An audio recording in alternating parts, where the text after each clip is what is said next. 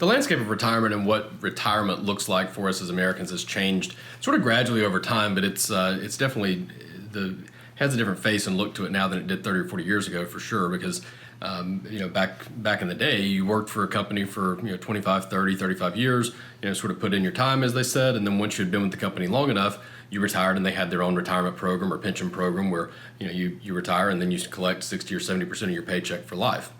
Slowly, probably starting in the 80s and 90s, you started to see companies start to leave the responsibility of saving for retirement more in the employee's hands rather than taking it on themselves. So then you started to see 401ks and all these different retirement plans pop up, and we were sort of responsible ourselves for saving enough of our own money so that when we decide to quit one day, we start withdrawing money from these large buckets of money that are in our name now. So as we've seen the landscape of retirement change over the last 15, 20, 30, 40 years, the tactics and the strategies and the things that we do to be able to retire have changed along with that.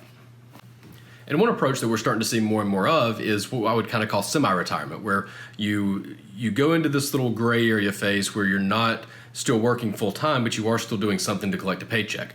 And this can come in a lot of different forms. Sometimes this means quitting your high stress job and going and getting a much lower paying job that you may work the same amount of hours, but it's much less stressful. It could also mean staying in your current role, but reducing your hours and your workload, maybe bringing in someone to train to be your replacement, or if you own a company, your own business, maybe you're bringing in someone who's eventually going to either take over running the business or maybe even buy the business from you outright, and you sort of slowly phase them in and phase yourself out over the course of maybe a 5 or 10 year period.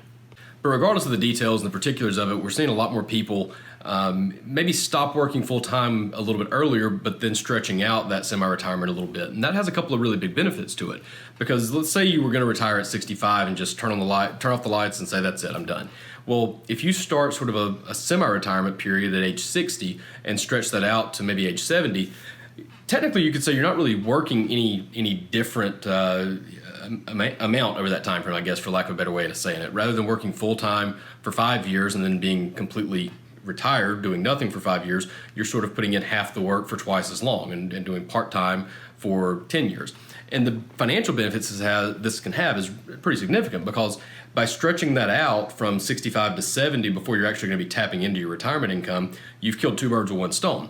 The first thing you've done is you've allowed this nest egg to grow for 5 more years without you dipping into it. But then secondly, you've shortened your retirement by 5 years as well, and the amount of time that you're going to be withdrawing from this bucket. So rather than having, say, $500,000 that you're going to withdraw money on for 30 years, you may now have $600,000 that you're only going to withdraw on for 25 years. So this tactic can be a great thing, and it allows you to ease into it with a little bit less stressful lifestyle 5 years sooner than you would have otherwise. Another thing I see a lot of are people who, once they retire, they start consulting businesses or side businesses or other little things that they can do, not to make a lot of money and not to make them rich, but to just give them a little bit of extra income while they're retired. And it may not be something that they're going to do permanently, but they do it for as long as they can in the retirement years. Usually it's not something that they're spending a lot of time or energy or money on, but they can do something fairly easy that they can collect an extra $1,000 or $1,500 a month. Now, to think about the financial impact on this, if you've reviewed and watched the video on how much do you need to have saved for retirement, you understand that it's not about how much you spend, it's about how much you have to withdraw from this nest egg.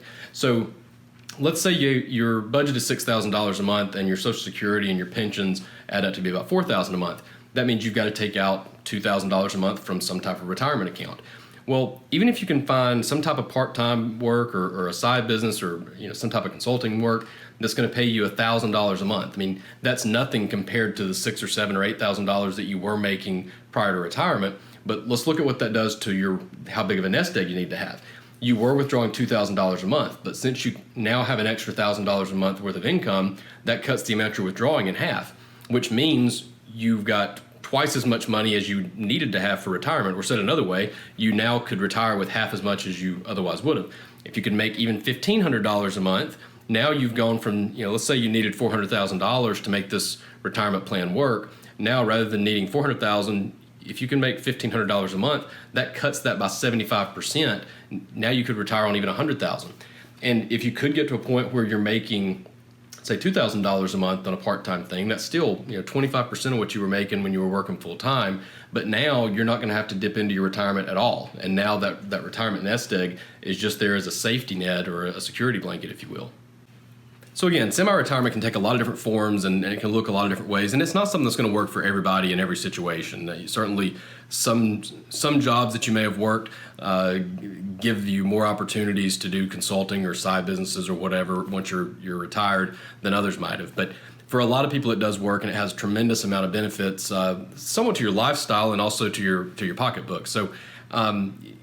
Be open-minded about it. Maybe think through, are there some things that you can do that you would maybe even enjoy in your retirement years that can make you a little bit of side money or a little bit of extra spending money to keep you from having to dip into the retirement accounts as soon as you might have.